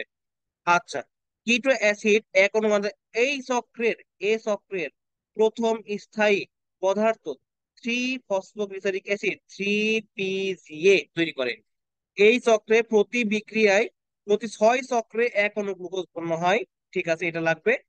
1 অণু গ্লুকোজ উৎপন্ন করতে 18টা এটিপি লাগে, 12টা এনএডিপিএস প্লাস এইচ প্লাস ও ব্যবহৃত হয় এবং 86 ক্যালোরি কি শক্তি খরচ হয়, ঠিক আছে। আর মনে রাখো সুক্রোজ হলো উদ্ভিদের প্রধান ট্রান্সলোকেটেড সুগার, ঠিক আছে। আচ্ছা, ট্রান্সলোকেটেড সুগার এটা খুবই ইম্পর্টেন্ট, এই বিক্রিয়াটা তোমার জানা লাগবে না। সিচ্রি উদ্ভিদ কোথায় কোথায় হয় দেখো, নগ্নবীজি, টেরিডোফাইট, ব্রায়োফাইট শৈবালে সিচ্রি ঘটে। আচ্ছা, আর সিচ্রি উদ্ভিদের স্টোমাটা সর্বোচ্চ খোলা থাকে এবং এদের ক্যানস অ্যানাটমি কি, ক্যানস অ্যানাটমি যখন অধিক বেশি তাপমাত্রা থাকে তখন সেটা ক্যানস অ্যানাটমি থাকে, ঠিক আছে। আর বাতাসে 20% বেশি অক্সিজেন থাকলে কার্বন বিতরণ বাধাগ্রস্ত থাকে, কারণ কার্বন বিতরণ বাধাগ্রস্ত তো হবে, স্বাভাবিক বিষয়। আচ্ছা, এটা তো আমাদের পড়তে হবে না। আলোক শোষণ অঙ্গ, এখান থেকে অংশগ্রহণকারী পদার্থ, এটা মনে রাখবা। এই যে তোমার ফটো রেসপিরেশন বা আলোক শোষণে, আলোক শোষণ অঙ্গাণু, এটা মনে রাখবো, আলোক শ্বসন অঙ্গাণু, ঠিক আছে। এটা কিন্তু আমি পরীক্ষায় দিব এবং এটা পরীক্ষার জন্য ইম্পর্টেন্ট। এটা কি কি? Chloroplast, peroxisome, mitochondria. এখানে কিন্তু অন্য অ্যাকশন দেওয়া খুবই সম্ভব, খুবই খুবই খুবই মারাত্মক ইম্পর্টেন্ট। যখন মনে করো অক্সিজেন গ্রহণ এবং কার্বন ডাই অক্সাইড ত্যাগ প্রক্রিয়া হচ্ছে তোমার কি ফটোরেসপিরেশন, ঠিক আছে। সাধারণভাবে কি উদ্ভিদ কি করে কার্বন ডাই অক্সাইড শোষণ করে, কিন্তু যখন অতিরিক্ত পরিমাণ তাপমাত্রা হবে তখন দেখবো অক্সিজেন গ্রহণ করতে শুরু করছে। এই যে একটা প্রক্রিয়া, এই প্রক্রিয়াকে বলা হচ্ছে ফটোরেসপিরেশন। এই তাপমাত্রা হবে greater than 30। হ্যাঁ, এটা পড়বা তোমরা, ঠিক আছে। আচ্ছা দেখো, ফটোরেসপিরেশন সিটি উদ্ভিদের ফটোসিনথেসিসের হার 25% পর্যন্ত কমাতে পারে, কারণ কি কার্বন ডাই অক্সাইড গ্রহণ করতে পারছে না, ঠিক আছে। আচ্ছা, শিকড় উদ্ভিদে এটা ঘটতে ঘটে না, কারণ কি সেখানে কার্বন ডাই অক্সাইড যথেষ্ট পরিমাণ থাকে। আর আলোক শোষণ আর ফটো রেসিস্টেন্সের মধ্যে পার্থক্য তোমার এটা করতে হবে, এই পার্থক্যটা পড়তেই হবে তোমাকে, এই দুইটা পার্থক্যের মধ্যে এটা তো পড়তে হবে মাস্ট, ঠিক আছে। আচ্ছা, এটা মনে রাখবা। আচ্ছা, হ্যাঁ ও স্ল্যাক্স অফ, এটাও ইম্পর্টেন্ট, এটাও ইম্পর্টেন্ট। এখানে দেখবা এটা কোন উদ্ভিদে করা হয়, ইক্ষু উদ্ভিদ আবিষ্কার করা হয়। এটি আসলে সিয়ার স্ল্যাক। এই চক্রের প্রথম স্টেপ পদার্থ ছিল 4 কার্বন বিশিষ্ট কি অক্সালো অ্যাসিটিক অ্যাসিড। এখানে কি 4 কার্বন বিশিষ্ট কি করতে পারে, অক্সালো অ্যাসিটিক অ্যাসিড, ওকে। আচ্ছা, এই চক্রের সুবিধাজনক তাপমাত্রা কত, 30 থেকে 45 ডিগ্রি সেন্টিগ্রেড। এই চক্রে কার্বন ডাই অক্সাইড দ্রবীভূত ছিল কি ফসফিনল পাইরুভিক অ্যাসিড, আর ওখানে কি ছিল তোমার রুবিস্ক, ওকে। আচ্ছা, এটা লাগবে না। পাতার মেসোফিল এবং বান্ডলশীট সম্মিলিতভাবে গতিপথ সম্পন্ন করে। কোষের হার কম এবং ক্যানজেনোটমি থাকে, কারণ কি এখানে তাপমাত্রা কি কি স্বাভাবিকভাবে বেশি কিন্তু, ঠিক আছে। এই এর অপর নামগুলো কি, ডাইকার্বক্সিলিক চক্র, কোয়ার্ট ফরচুনেট, বিটা কার্বক্সিলেশন গতিপথ, ঠিক আছে, এটা মনে রাখবা। আচ্ছা, এখানে তোমার সবচেয়ে আরো বেশি ইম্পর্টেন্ট যে জিনিসগুলা, এই যে এই উদাহরণগুলো খুবই ইম্পর্টেন্ট। NADP প্রকার পাওয়া যায় কোথায়? ভুট্টা, ইক্ষু, শালগম, ক্র্যাব ঘাস, হ্যাঁ। আর NAD পাওয়া যায় কোথায় শুধুমাত্র? মিল্লাত, কাউন, চীনা। আর ফসফেনাল পাইরুভেট কার্বক্সিলেজ পাওয়া যায় শুধুমাত্র এই ঘাসে, এইটা পড়বা। আর এখান থেকে সবগুলো তোমরা পড়ছো অলরেডি, জাস্ট একটা জিনিস মনে রাখবা, এখান থেকে একটা অ্যাড করবে, সেটা হচ্ছে কি মুথা। মুথাতেও তোমার কি ঘটে, শিকড় চক্র ঘটে। পার্থক্যটা তোমরা করে নিবা, এখানে আমি আর কিছু বলবো না, ঠিক আছে, এখানে আমার কিছু করার নাই। এটা 10 পয়েন্ট রাখবা। কার্বন ডাইঅক্সাইড ঘনত্বের জন্য খুবই গুরুত্বপূর্ণ। এখানে কত ppm থাকে দেখা যায় 50, এখানে 0.10, ওকে। এটা তোমরা নিজেরা পড়বা, এটা খুবই গুরুত্বপূর্ণ, এটা পড়তে হবে তোমাদের। সিপি পার্থক্যটা পড়তে হবে। এখানে যে আছে দেখো, উৎপত্তি কথা, শীত প্রধান, এটা হচ্ছে তোমার কি গ্রীষ্মমণ্ডলে উষ্ণমণ্ডলে অক্সিজেনের উপস্থিতি, সারাংশনের হার, উদাহরণ, এগুলো পড়বা। ক্যালভিন এবং হ্যাস ও স্ল্যাক্স অফ এইটা 40% ইম্পর্টেন্ট, ঠিক আছে, 40% ইম্পর্টেন্ট। আমি অলরেডি সবকিছু পড়াই দিচ্ছি, 40% ইম্পর্টেন্ট আমি বলে দিলাম, ঠিক আছে, ইম্পর্টেন্ট, এইটা পড়বা। অটো রেসপিরেশন, এটা লাগবে, এটা লাগবে, এটা লাগবে, এটা লাগবে, এটা লাগবে, এটা লাগবে, সবগুলাই লাগবে মোটামুটি, ঠিক আছে। আর সিএম চক্র জানো, আলোক নির্ভর পর্যায়, আলোক নির্ভর পর্যায়ের মধ্যে তোমার এইটা পড়বা, ঠিক আছে। আচ্ছা, এটা পড়বা, এইটা পড়বা, ওকে। এই যে তোমাদের অলরেডি পড়াই দিচ্ছি, মানে পাঠ্য করে দেওয়া আছে, তোমাদের জন্য পড়ার সুবিধা হবে, ঠিক আছে। আচ্ছা, এখান থেকে তোমাদের এটা তোমার পড়ার দরকার নেই।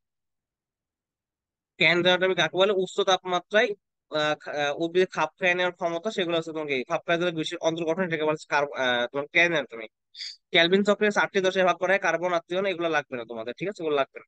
সালোক সংশ্লেষণের প্রভাবক সময়, এটা তোমরা পড়ে নিবা, ঠিক আছে। তাপমাত্রা, সালোক সংশ্লেষণ, এটা ফুলগুলো লাল আলতে, ও সরি, এই যে বলছিলাম 765, সরি 765 হবে না, এটা হবে তোমার কি 665 ন্যানোমিটারে সর্বাধিক আর কি হয়, ঠিক আছে। সবগুলো ইম্পর্টেন্ট, একদম মাস্ট, এগুলো পড়তে হবেই তোমাকে। এই জিনিসটা তুমি পড়বা। আহ একদম কম তাপমাত্রা সালোক সংশ্লেষণ চলে না, আবার একদম বেশি তাপমাত্রা চলে না, এই জন্য সালোক সংশ্লেষণ অপটিমাম তাপমাত্রা হচ্ছে কত, 22 থেকে 35 ডিগ্রি সেন্টিগ্রেড, ওকে। আর অভ্যন্তরীণ প্রভাবক, এই যে দেখো, এইগুলা কি তোমার বাহ্যিক প্রভাবক, এবং এগুলা কি তোমার অভ্যন্তরীণ প্রভাবক। তোমার পরীক্ষায় কিন্তু দিবে যে কোনটা বাহ্যিক প্রভাবক, কোনটা অভ্যন্তরীণ প্রভাবক, তখন তোমরা উল্টা পাল্টা করে ফেলবা। তোমরা বলবা যে এনজাইমটা অভ্যন্তরীণ প্রভাবক, কারণ কি এনজাইম ভেতরে থাকে, এরকম প্রশ্ন তোমরা কিন্তু, এরকম ভুল কিন্তু তোমরা সিলেক্ট মানে হয় আর কি, ঠিক আছে, আমাদের সময় হয়তো। আর দেখো, শাসনভোগে নির্গত অক্সিজেনের উৎস কি, আমি বলছিলাম তোমার পানি, এর জন্য 3টা পরীক্ষা করা হয়, দেখো হিল বিক্রিয়া, ভ্যানিল বিক্রিয়া, রুবেনো কার্বন বিক্রিয়া, just নামগুলো মনে রাখবো, ঠিক আছে। এবং কোনটা কি ব্যবহার করা হয়, জাস্ট এটা মনে রাখতে হবে তোমাদের, ওকে। সালোক সংশ্লেষণ লিমিটিং ফ্যাক্টর, এটা আমরা এর আগে দেখছি। লিবিক কি করে? লিবিক তৈরি করে কি ল অফ মিনিমাম, ঠিক আছে, এটা করে কি লিবিক, হ্যাঁ। আর ল অফ লিমিটিং ফ্যাক্টর বা সীমাবদ্ধ, এটা তৈরি করে কি, এটা কি ব্ল্যাক ম্যান। লিবিক করে কি ল অফ মিনিমাম, এটা কি ল অফ লিমিটিং ফ্যাক্টর, এটা করে কি ব্ল্যাক ম্যান, এটা কিন্তু মনে থাকতে হবে তোমাদের, ঠিক আছে। তাহলে এটা কিন্তু তোমরা করবা, এটা তোমরা করবা, এখানে তোমাদের দেওয়া আছে। কম গাছে 0.15% কার্বন ডাইঅক্সাইড ঘনত্বে সালোকসংশ্লেষণের হার বাড়ে, এবং কার্বন ডাই অক্সাইডের ঘনত্ব 10%-এর মতো হলে পত্র অন্ধ কিন্তু বন্ধ হয়ে যায়, ঠিক আছে। আরেকটা আছে টমেটো। এখানে কোথায় কি পাওয়া যায়? নেক্রোটিক এরিয়া, নেক্রোটিক এরিয়া কোথায় পাওয়া যায়? টমেটো পাওয়া যায়, এটা কিন্তু খুবই ইম্পর্টেন্ট, ঠিক আছে, খুবই ইম্পর্টেন্ট। আর ক্লোরেলাতে, ক্লোরেলাতে সেন্ডেস মাছ আছে, তোমার কি কার্বন ডাই অক্সাইড উচ্চ উদ্ভিদে পাতলা আবশ্যক, এগুলো খুবই ইম্পর্টেন্ট, ঠিক আছে। লিমিটিং ফ্যাক্টর কোনটা? তাপমাত্রা, আলোর তীব্রতা, কার্বন ডাই অক্সাইড ঘনত্ব, ওকে। এইটা পড়বা। রাত্রিতে তখন কি আলো কম থাকলে তখন কি হবে? লিমিটিং ফ্যাক্টর মানে কি, সে অল্প আছে, তাই আলোর তীব্রতা লিমিটিং ফ্যাক্টর। সকালে যখন সূর্যের আলো বেশি, তখন কি তাপ, সূর্যের তাপ লিমিটিং ফ্যাক্টর, ঠিক আছে। সকালে সূর্যের আলো কিন্তু তাপ কম থাকে, সূর্যের তাপ যখন বাড়তে থাকবে তখন দেখবে কার্বন ডাই অক্সাইড হার কম থাকবে, তো কার্বন ডাই অক্সাইড ঘনত্ব লিমিটিং ফ্যাক্টর হিসেবে কাজ করে, খুবই মারাত্মক, ওকে। এখান থেকে মনে রাখবা, এই যে এখান থেকে মনে রাখবা, এই তিনটা মনে রাখবা। লাল আর নীল আলো বেশি হয়। আলো 100 থেকে 300 ফুট ক্যান্ডেল পর্যন্ত বাড়ি সাকশন ব্যবহার করা যায়। তীব্র সূর্যালোকে 10,000 থেকে 12,000 ফুট ক্যান্ডেল পর্যন্ত সাকশন পাওয়া যায়, এবং এটা লাগবে না। আহ এইটা পড়বো তুমি, প্রতি 10 ডিগ্রি সেন্টিগ্রেড তাপমাত্রায় বৃদ্ধি সাকশন হার 2.2 থেকে 2.6 গুণ বৃদ্ধি পায়, ওকে। আচ্ছা, এটা মোটামুটি তোমাদের কার্বন ডাই অক্সাইডের বিভিন্ন বিষয়টা এখানে দেওয়া আছে, দেখো। কার্বন ডাই অক্সাইড পরিমাণ, আচ্ছা, কার্বন ডাই অক্সাইড পরিমাণ বাড়িয়ে সাকশন হার বৃদ্ধি করা যায়, হ্যাঁ, সে কত পার্সেন্ট করো, 10%-এর বেশি হলে তখন হয় না আর, ওকে। আচ্ছা, এখন আমরা পড়বো শ্বসন, most important topic of this অধ্যায়, হ্যাঁ। শ্বসন কি? কারণ বিতরণ বিক্রিয়ার সমষ্টি, হ্যাঁ। শ্বসনের 3 রাত 24 ঘন্টা চলতে হয়, কারণ শ্বসন কি অক্সিজেন, অক্সিজেন তো সবসময় থাকে, অক্সিজেন কার্বন দুইটাই লাগে। কোষীয় সাইটোপ্লাজম এবং মাইটোকন্ড্রিয়াতে ঘটে। আচ্ছা, সাইটোপ্লাজমে কোনটা ঘটে? সাইটোপ্লাজমে ঘটে শুধু গ্লাইকোলাইসিস, ঠিক আছে। আর এর প্রধান শ্বসনিক বস্তু, প্রধান শ্বসনিক বস্তু কোনটা? গ্লুকোজ হচ্ছে প্রধান শ্বসনিক বস্তু, সুক্রোজ হচ্ছে মেইনলি গ্লুকোজ বলবা। এই দুটি অনুপস্থিত সুক্রোজ এবং স্টার্চ থাকে, যদিও দরকার নাই। দেশ শর্করা ঘাটতি দেখা দিলে এগুলো লাগবে। দুই ধরনের, সবাত শ্বসন, অবাত শ্বসন। দেখো, সকল শক্তির মূল উৎস কি? সূর্য, মানে কোষের শক্তির উৎস কি? এটিপি, ঠিক আছে, কোষের শক্তির উৎস হচ্ছে কি? এটিপি, ঠিক আছে। আচ্ছা, এইটুকু জাস্ট তোমরা মনে রাখবো, তাইলেই হবে, এগুলো পড়তে হবে না।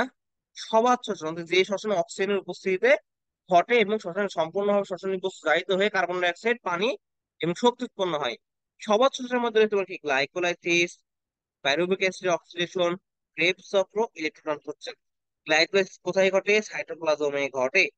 পাইরুভিক অ্যাসিড অক্সিডেশন বাকি তিনটা ঘটে কোথায়? মাইটোকন্ড্রিয়া, মাইটোকন্ড্রিয়া, মাইটোকন্ড্রিয়া, ওকে। একটা হচ্ছে কি মাইটোকন্ড্রিয়া ম্যাট্রিক্স, আর শেষেরটা হচ্ছে মাইটোকন্ড্রিয়া ইনার মেমব্রেন। সাইটোপ্লাজমে কি হয়? গ্লুকোজ আংশিক জারিত হয় পাইরুভিক অ্যাসিডে পরিণত হয়, তাহলে কি হচ্ছে কি গ্লাইকোলাইসিসের কাজ কি হচ্ছে? গ্লাইকোলাইসিসের কাজ কি বলো? গ্লাইকোলাইসিসের ক্ষেত্রে কি হয় তোমার, এখানে তোমার কি গ্লুকোজ, গ্লুকোজ শেষ পর্যন্ত কি হয়, পাইরুভিক অ্যাসিড, পাইরুভিক অ্যাসিডে পরিণত হয়। গ্লুকোজ কি করে, পাইরুভিক অ্যাসিডে পরিণত হয়। ওকে, এবার দেখো পাইরুভিক অ্যাসিড এবার কি হবে, পরবর্তী পর্যায়ে কি হয়, পাইরুভিক, পাইরুভিক অ্যাসিড কি হয় তোমার অ্যাসিটাইল কোয়ে পরিণত হয়। ওকে, অ্যাসিটাইল কো এর মাধ্যমে, অ্যাসিটাইল কো এ, কো এ, অ্যাসিটাইল কো এনজাইমের মাধ্যমে, অ্যাসিটাইল কো এর মাধ্যমে কি করে, ক্রেবস চক্র সম্পন্ন করে, এবং ক্রেবস চক্র, ক্রেবস চক্রে ঢুকে, ঠিক আছে, ক্রেবস সাইকেলে কি ঢুকে, এবং ক্রেবস সাইকেল থেকে তোমার কি হয়, ইলেকট্রন ট্রান্সপোর্ট চেইনের মাধ্যমে কি উৎপন্ন হয়, শক্তি উৎপন্ন হয়। এটা হচ্ছে আমাদের পূর্ণাঙ্গ প্রসেস, নর্মালি বলে দিলাম। তারপর এখানে দেখো ক্রেবস চক্রে দেওয়া আছে কি, অ্যাসিটাইল কোয়ে মাধ্যমে জারিত হয়ে কি এগুলো উৎপন্ন করে, শক্তি উৎপন্ন করে। আর মাইটোকন্ড্রিয়াল ম্যাট্রিক্সে তোমার কি এটিপি সৃষ্টি হয়। বিক্রিয়া তোমার এখানে দেখো 38 এটিপি দিয়ে আছে, 38 হবে না, তোমার লিখবা 36 এটিপি, কারণ বইয়ে দেওয়া আছে। কর্মদক্ষতা 55.4% বা 40%, এটা মনে রাখো, কত, 55.4% অবলিক 40% শ্বসনের কর্মদক্ষতা। ওকে, নেক্সট দেখো গ্লাইকোলাইসিস আমাদের, তাই না? গ্লাইকোলাইসিস কি করে, এটি কিছু কোথায় সংঘটিত হয়, সাইটোপ্লাজমে, এবং এটা গ্লাইকোলাইসিস প্রতিষ্ঠাকে এমবেডেড মেরপ এন্ড পার্নস, এই জন্য এর অপর নাম ইএমপি, ইএমপি পাথওয়ে, ঠিক আছে, এর অপর নাম কি, ইএমপি পাথওয়ে, ঠিক আছে। আচ্ছা, এটা কি গ্লাইকোলাইসিস কি সবাত অবচেতনিকের প্রথম পর্যায়, ঠিক আছে, এটা দেখবা। আচ্ছা, এখানকার সব এনজাইম কি দ্রবণীয়। এই প্রক্রিয়া কি উৎপন্ন হয়, দুইটা এটিপি উৎপন্ন হলো, দুইটা এনএডিএস উৎপন্ন, এবং দুই অনুপাইরুভিক অ্যাসিড উৎপন্ন হলো। ওকে, আচ্ছা, এটা মনে রাখবা। আচ্ছা, এর ভিন্ন নাম দিয়ে আছে দেখো, এই যে লিপি পাথের শ্বসনের সাধারণ গতিপথ সাইটোপ্লাজমিক শ্বসন, এটা মনে রাখতে হবে।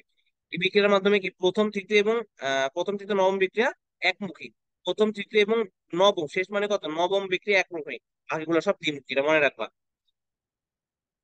এখানে বিক্রিয়াগুলো দেখাইছে, জাস্ট বিক্রিয়াগুলো তোমরা একটা কাজ করবা, যে 1 নাম্বার, 3 নাম্বার এবং এই যে 9 নাম্বার, এটা দেখাইছে, এই তিনটা বিক্রিয়া যে এনজাইম লাগছে সেগুলো মনে রাখবা, যেমন কোন এটিপি খরচ হয়েছে না কি হয়েছে সেটা মনে রাখবা, ঠিক আছে, কি কি উৎপন্ন হয়েছে এই তিনটা মনে রাখবা, সাথে 8 নাম্বার বিক্রিয়াটা তোমরা মনে রাখো, ইনোলেজ এনজাইম দরকার হয়। okay? এটা কিন্তু তোমাদের কিন্তু খুব গুরুত্বপূর্ণ, এবং এটা কিন্তু তোমাদের পরীক্ষায় আসতে পারে।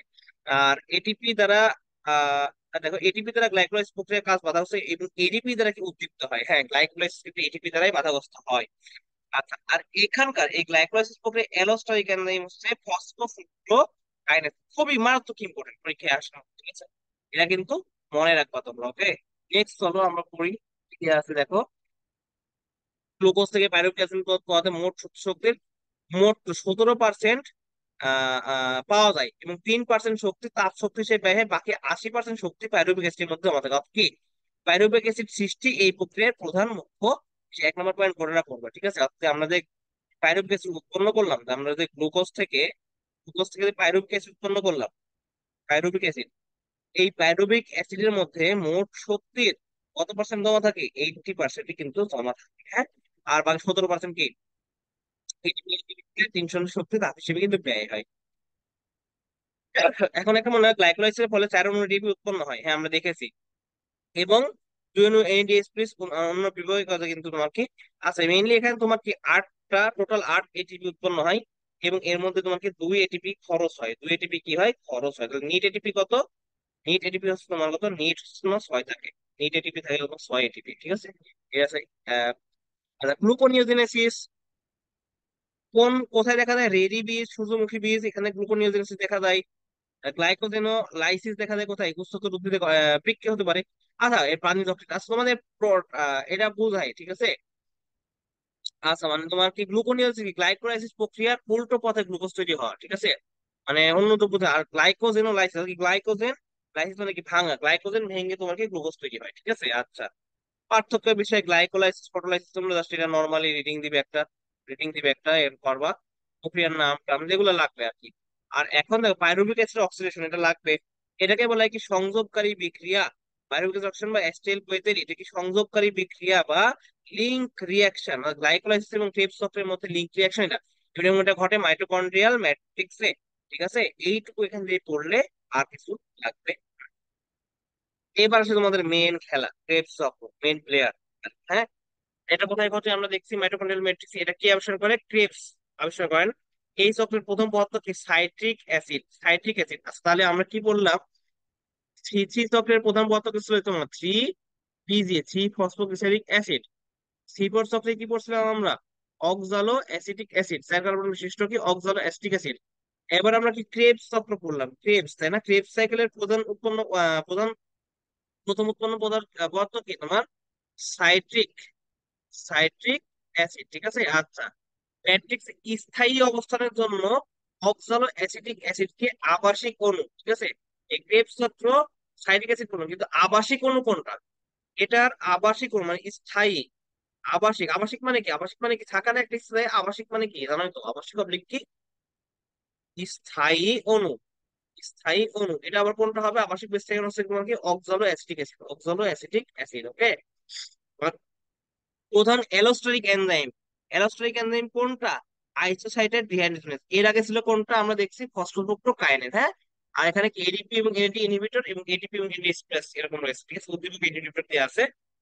এই চক্রে যদি প্রথম উৎপন্ন পদার্থ সাইটিক অ্যাসিড, এই চক্রের নাম সাইটিক অ্যাসিড চক্র বা ট্রাইকার্বক্সিলিক অ্যাসিড চক্র। এক্ষেত্রে উৎপাদিত পদার্থ কি? চার অণু কি কার্বন ডাই অক্সাইড, ছয় অণু এনএডিএইচ প্লাস, দুই অণু এপিডিএইচ টু, দুই অণু এটিপি। একটা জিনিস মনে রাখবা, এক অণু NADH, NADPH plus H plus সমান তিন এটিপি, তিন এটিপি, ওকে। আর এক অণু এফএডিএইচ, এফএডিএইচ টু সমান দুই এটিপি, ঠিক আছে। আচ্ছা, আর এক অণু জিটিপি, জিটিপি সমান কি এক অণু এটিপি। এই জিনিসগুলো কিন্তু তোমরা মনে রাখবে, এইসব কারণে সব প্রধানত না। তুমি এটা গুরুত্ব তোমার মনে কাছে এখান থেকে মেইনলি তোমার প্রয়োজনীয় শক্তি, সকল শক্তি, প্রয়োজনীয় সকল শক্তি এখান থেকে পাওয়া যায়। আর এখান থেকে মনে রাখবো, এটা মনে রাখবো এখান থেকে, ঠিক আছে। আর খুব বেশি এখান থেকে কিছু দেওয়ার দরকার নাই, দেখার দরকার নাই। উদ্ভিদ ও প্রাণীর কেমচক্রের পার্থক্য, ঠিক আছে, তোমরা জাস্ট এটা দেখে নিবা, এই পার্থক্যটা তোমরা করবা, এটা কিন্তু ইম্পর্টেন্ট, এটা ইম্পর্টেন্ট, মনে রাখো।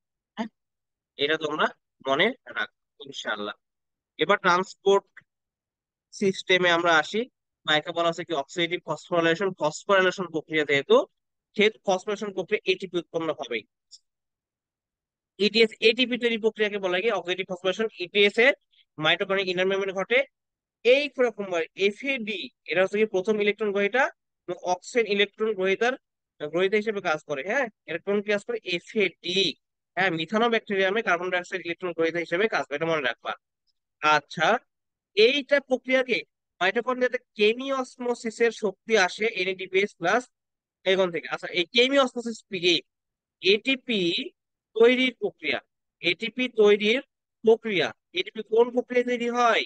এই এটিপি তৈরির প্রক্রিয়াকে বলা হচ্ছে নাকি কেমি অসমোসিস, কেমি অসমোসিস, কেমি অসমোসিস, ওকে, কেমি অসমোসিস। আচ্সা, ইলেকট্রন ট্রান্সফার সাইটটা কমপ্লেক্স ব্যবহৃত হয়, কমপ্লেক্স ওয়ান টু থ্রি এবং ফোর, জাস্ট নামগুলো মনে রাখবা, ঠিক আছে, জাস্ট নামগুলো মনে রাখবা তাহলে হবে।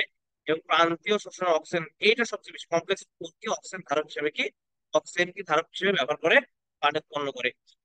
ইলেকট্রন ট্রান্সফার, ইলেকট্রন বাহক কি সাইটোক্রোম ইলেকট্রন বাহক, কোএনজাইম ইলেকট্রন বাহক, প্লাস্টোকুইনন আছে, এগুলো লাগবে না তোমাদের, হ্যাঁ। এগুলো লাগবে না, জাস্ট এই কোএনজাইম কিউ অপর ইউবিকুইনন, এইটুকু মনে রাখ, হ্যাঁ। এই তিন নাম্বারটা তুমি একটু মনে রাখ, ঠিক আছে, তিন নাম্বারটা মনে রাখলে হবে। এটিপি সিনথেস যেটা দেওয়া আছে দেখো, এটি সিনথেসের মধ্যে দেখো, এটা পড়বা। এটা একটা আণবিক মোটা বিষয়, এই তিনটে অংশ আছে, কড়া, মধ্যম, মোটা বিষয়, মোটা মাথায় অংশ, এইটাই রাখবে। মাথার এই গুণন প্রকৃতিতে অবস্থিত দ্রুত রোটারি থাকে, তাহলে মাথায় কি থাকে? রোটারি মোটর থাকে। এটা জাস্ট নর্মালি কি তোমার রিডিং দিবে একটা, এটা তোমরা কি করবা? রিডিং দিবা, ঠিক আছে। আমি কিন্তু পড়ানোর ফাঁকে ফাঁকে কিছু জিনিস বলছি মুখে, যেগুলো কিন্তু তোমাদের বুঝলে সুবিধা হবে, বা তোমরা কিন্তু মনে রাখতে পারবে। অনেক সময় দেখা যাচ্ছে পড়ে মনে থাকে না, অন্য কারো কথা লাগে। অবাত শোষণ কি? আমরা সবাদ এবং অবাত শোষণ সবারই প্রথম ধাপ গ্লাইকোলাইসিস, সেটা হয়। এবং এটা কিসে ঘটে? অক্সিজেন অনুপস্থিতিতে ঘটে। এবং কোথায় ঘটে? ওতে ব্যাকটেরিয়া, ছত্রাক, ইস্ট এগুলোতে ঘটে, ঠিক আছে। আর সবসময় মানুষের পেশি কোষে কি অবাত শোষণ ব্যবহৃত হয়। এই পেশি কোষে অবাত শোষণে কি উৎপন্ন হয়? ল্যাকটিক অ্যাসিড উৎপন্ন হয়, ঠিক আছে। এটা পড়বা, সংজ্ঞা টঙ্গা দিতে দিয়ে আছে ধাপ। এখানে কি অবাত শোষণে কি দুই অণু পাইরুভিক অ্যাসিড তৈরি হলো, দুই অণু এনএডিএইচ প্লাস এইচ প্লাস দুইটা এটিপি তৈরি হলো। দুই এটিপি মানে কি মনে রাখবা? এখানে ধরা হয় কি সাধারণভাবে এক এটিপি সমান 10 কিলো ক্যালোরি শক্তি, ওকে। এটা মনে রাখবা, ঠিক আছে। আচ্ছা, এখন দেখো পাইরুভিক, দুই নম্বর ধাপ পাইরুভিক অ্যাসিডের কারণ এটা দুই ভাবে হয়, একটা অ্যালকোহলিক ফার্মেন্টেশন ইথানল সৃষ্টি হয়, আর একটা ল্যাকটিক অ্যাসিড তৈরি হয়, ঠিক আছে। এখানে তোমার কি উৎপাদিত পদার্থ প্রথমে কি দুই অণু এটিপির সাথে ইথানল তৈরি হয় এবং সাথে কি ল্যাকটিক অ্যাসিড, এবং ল্যাকটিক অ্যাসিড সৃষ্টি কারণে কার্বন ডাই অক্সাইড উৎপন্ন হয় না। এখানে তোমার কি অবায়বীয় ব্যাকটেরিয়া, মানে কি এখানে তোমার অ্যানারোবিক, ঠিক আছে, অ্যানারোবিক মানে কি এর কি, এর অক্সিজেনের প্রয়োজন হয় না, এটার নাম কি তোমার নাইট্রোব্যাক্টার, হ্যাঁ, নাইট্রোব্যাক্টার, ঠিক আছে, নাইট্রোব্যাক্টার। আচ্ছা, আর তোমার এখানে একটা জিনিস মনে রাখবা, মানে aerobic, aerobic plus anaerobic, anaerobic এইটাকে মানে দুইটার অবস্থিতি করে, এটা হচ্ছে ক্লস্ট্রিডিয়াম, ক্লস্ট্রিডিয়াম, ওকে। আচ্ছা, এটা তোমার দিয়েছে নর্মাল স্বভাব এবং অবস্থার মধ্যে পার্থক্য, এটা মাস্ট করতেই হবে, তোমাকে মাস্ট করতেই হবে। ওকে, এটা তোমার অলরেডি পড়ানো হয়ে গেছে, অলরেডি পড়ানো হয়ে গেছে। এখন দেখো পরে কি হয়, তোমার আসে উদ্ভিদ সাহিত্য অধ্যায়ের যে বাকি তোমার যে বিষয়গুলো আছে তার মধ্যে তোমাদের শ্বসন হার, শ্বসনিক কোরেশন এগুলো পড়তে হবে। ল্যাকটিক অ্যাসিডের ব্যবহার এটা তোমরা পড়বা, 80 ভাগই তো যকৃতে থাকে, 20 ভাগ বেঁচে থাকে, এগুলো তোমরা জাস্ট নর্মাল রিডিং দিবা, ঠিক আছে, এগুলা আসে। এবং প্রকৃতপক্ষে এবং এইটা কিন্তু ইম্পর্টেন্ট, ঠিক আছে, কোথায় কোনটা ঘটে, ঠিক আছে, এটা কিন্তু ইম্পর্টেন্ট, এটা কিন্তু ইম্পর্টেন্ট। মাইটোকন্ড্রিয়াল প্রকৃত কোষ যেগুলো আমরা, কি হয় মাইটোকন্ড্রিয়ার বাইরে কি ঘটে, গ্লাইকোলাইসিস ঘটে আমরা জানি। মাইটোকন্ড্রিয়াল ম্যাট্রিক্স কি ঘটে, পাইরুভেটিক অক্সিডেশন, ক্রেবস চক্র, এবং মাইটোকন্ড্রিয়াল ইনার মেমব্রেন ট্রান্সপোর্ট, এটা আমরা বললাম। কিন্তু আদি কোষ আর কি, তোমার কি ইস্ট আছে তাই না, ইস্ট, তারপরে তোমার কি আছে ব্যাকটেরিয়া, এগুলোতে কি ঘটে, ব্যাকটেরিয়াতে গ্লাইকোলাইসিস, ফার্মেন্টেশন, ক্রেবস সব কিছু সাইটোপ্লাজমে ঘটে, শুধুমাত্র ইলেকট্রন প্লাজমা মেমব্রেনের ভেতরের তলে ঘটে। আর পাস্তুর ইফেক্ট কি করে, লুই পাস্তুর ইফেক্ট বর্ণনা করেন, এর যে সুবিধা মানে বাদী বা কি, এটা just প্রমাণ করে, ঠিক আছে, এটা জাস্ট রিডিং দিবা। আচ্ছা, সম্পূর্ণ অবাধ জীব মানে কি একদম অবাধ মানে কি ক্লস্ট্রিডিয়াম এ কি করে তোমার অক্সিজেন উপস্থিতি ছাড়া মানে বাঁচতে পারে, এবং অর্ধ অবাধ জীব এটা তোমার কি ইস্টেরিয়া কি বলাই, ঠিক আছে, এটা সেই উদাহরণগুলো মনে রাখবা। ওকে, আচ্ছা, ফার্মেন্টেশন সম্পর্কে অধ্যায়কে কি বলা হয়, জাইমোলজি, হ্যাঁ। আর ইস্টের ফার্মেশনের প্রধান এনজাইম কি, জাইমেজ, যেহেতু ইস্টের প্রধান এনজাইম জাইমেজ, এটা আমরা আগ থেকেই জানি। কারণ লুই পাস্তুর ইস্টের ফার্মেশন সম্পর্কে বর্ণনা করেন জন্য এখানে তোমার পাস্তুর ইফেক্ট সম্পর্কে ব্যাখ্যা পাওয়া যায়। এরপরে আমরা কি অবাঞ্ছনীয় ফার্মেন্টেশন, এটা লাগবে না তোমাদের, এগুলা এগুলা লাগবে না। অবাঞ্ছনীয় ব্যবহার এইটা মারাত্মক, একদম মাস্ট লাগবে, এখান থেকে কিন্তু পরীক্ষায় আসবে। ভিনেগার উৎপন্ন কি হয়, আমরা মাইক্রোব্যাক্টের অ্যাসিডি বা অ্যাসিডোব্যাক্টের অ্যাসিডি আমরা পড়ছি, এটা রসায়ন প্রথম অধ্যায়ের পঞ্চম, রসায়ন ফার্স্ট ইয়ারের পঞ্চম অধ্যায়। আচ্ছা, তারপরে মদ্য শিল্পে আঙ্গুরের রসে কি পাওয়া যায়, ওয়াইন, আপেলের রস থেকে কি সিরাপ করায়, ওয়াইন তোমরা দেখ মাঝে মাঝে টিভিতে মুভিতে এগুলোর কথা বলছো, ওয়াইন খাবা না। আচ্ছা, অ্যালকোহল প্রস্তুতিতে কি হয়, ক্লস্ট্রিডিয়াম অ্যাসিটো বিউটালিন এটা দরকার হয়। আচ্ছা, এটা লাগবে না তোমার। ভিটামিন লাগবে না। দুগ্ধ শিল্পে এখানে তোমার কি করা হয়, 3 থেকে 5 ঘন্টা সময়, তাপমাত্রা কত, 37 থেকে 38, এবং এখানে ল্যাক্টোব্যাসিলাস এবং স্ট্রেপ্টোকক্কাস ল্যাক্টিস, ল্যাক্টো বা ল্যাক্ট এই কথা কিন্তু উল্লেখ থাকবে দুগ্ধ শিল্পের ক্ষেত্রে, ঠিক আছে। আচ্ছা, কোমল পানীয়তে সাইট্রিক অ্যাসিড গাজন প্রক্রিয়া তৈরি করা হয়। আচ্ছা, তোমার চা ও তামাক শিল্পে এটা ভেরিসিলাস মেগাথেরিয়াম, এটা খুবই ইম্পর্টেন্ট, এটা আসে কিন্তু, ঠিক আছে। এবং তোমার এই যে তোমার ব্যাচিলার সাবটিলিস, এটা হচ্ছে তোমার আম শিল্পে পাটের প্রোটিন ক্লস্ট্রিডিয়াম, এরা আমি যেগুলো দাগাই দিলাম জাস্ট এগুলো তোমরা করবা, তাহলে কিন্তু হয়ে যাবে, ওকে। আচ্ছা, শ্বসনের প্রভাব গুলো দিছে, বাহ্যিক প্রভাব কোনটা, অভ্যন্তরীণ প্রভাব কোনটা, এটা তোমার দেখবা, তাপমাত্রা কত এটা আমি বলবো না। তাপমাত্রা তো মোস্ট ইম্পর্টেন্ট, সবচেয়ে বেশি ইম্পর্টেন্ট, ঠিক আছে। আচ্ছা, এগুলো তোমরা দেখবা বাহ্যিক বা অভ্যন্তরীণ যেন পুনরায় ভুল না যায়। এই যে এখানে তোমার একবারে দেওয়া আছে কোনটা তাপমাত্রা কত, এটা তোমার আর কি বলবো, 1 কোটি, 1 কোটি% ইম্পর্টেন্ট, ওকে। ক্যালভিন হ্যাজ সবসময় প্রার্থনা দৈর্ঘ্য এবং খেলার সৃষ্টি যদি ফার্স্ট পারে বীজ, ওকে। শ্বসনিক হার এটা পড়বা, হম, এগুলা পড়বা, সব গুলাই পড়বা, একদম নোট কথা মনে রাখবা, ঠিক আছে। যেমন আগে স্পেশালি এইগুলো আমি যেগুলো জায়গায় সেটাই পড়ানো আসতো, এগুলো সবগুলাই পড়বো, হ্যাঁ, সবগুলাই পড়বো, ঠিক আছে। আচ্ছা, মোটামুটি তোমাদের শেষের দিকে চলে আসছি, সবসময় সরাসরি মধ্যে পার্থক্য, সরাসরি বারবার এইটা করবো, আলোক সংশ্লেষণের মধ্যে পার্থক্য, আলোক সংশ্লেষণ মানে কি আমি বললাম, রেসপিরেশন, হ্যাঁ, সবসময় শুধু রেসপিরেশন, একটা হচ্ছে কি শুধু রেসপিরেশন, রেসপিরেশন, আর এটা কিন্তু না photo respiration, photo respiration, photo respiration, ঠিক আছে। একটা কি ক্লোরোপ্লাস্ট পার্কস মাইটোকন্ড্রিয়া ধরে শুধু মাইটোকন্ড্রিয়া, ঠিক আছে, এটা এটা মনে রাখবা, এটা কিন্তু খুবই ইম্পর্টেন্ট। আচ্ছা, তোমাদের শ্বসনিক হারটা এখানে দেয়া নাই, দেয়া আছে কি জানে, গ্লুকোজ জারণ নিরোধক, কার্বন ডাই অক্সাইড হিসাব, পাইরুভিক অ্যাসিড, তোমরা এটা দেখে নিও, জাস্ট একটু দেখে নিও। শ্বসন ও দহনের পার্থক্যটাও কি রিডিং দিয়ে নিও, ঠিক আছে। আচ্ছা, মনে রাখো, রিডিং দিয়ে নিও। আচ্ছা, এখানে তোমাদের নেক্সট দেখি শ্বসনিক হার বিষয়টা দেয়নি মনে হয় তোমাদের এখানে। আচ্ছা, এটা মনে রাখবা, আবুল হাসান স্যারের বইটাই দিবা মেইনলি, ঠিক আছে, তারপরে এটা পড়ে নিও, ঠিক আছে। আচ্ছা, এগুলো পড়ে নিয়ে ঠিক আছে, আবুল হাসান সাহেবটাই তোমরা দিবা, মেইনলি আবুল হাসান সাহেবটাই তোমাদের আসে। একটা জিনিস তোমাদের মনে রাখবা, গ্লুকোজের শ্বসনিক হার, গ্লুকোজের শ্বসনিক হার,